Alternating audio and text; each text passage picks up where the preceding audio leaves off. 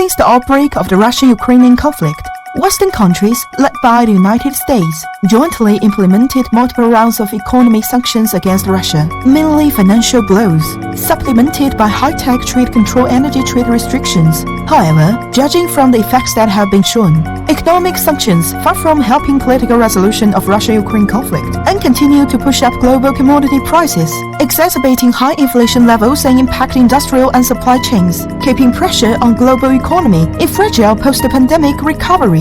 This makes the international community see clearly again. U.S. customary economic sanctions and economic coercion, harmful toward peace and development. The United States has exhausted all means of economic coercion. Can it really maintain its global dominance?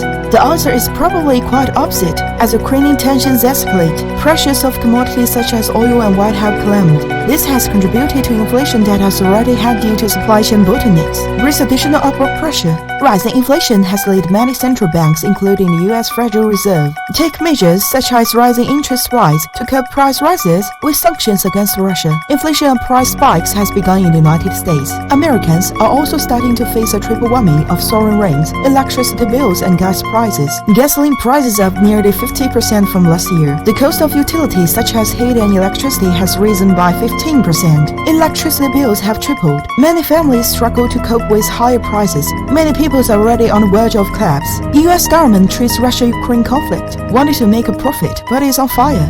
Economic coercion has always been a traditional American specialty.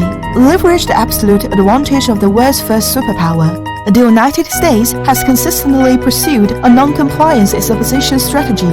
Whoever disobeys will face its wanton oppression. Such cases are numerous, disrupting the global economic order, exacerbating the possibility of the world falling into a divided confrontation, interfere with the process of economic globalization in an arbitrary and tough way. Facts are enough to show.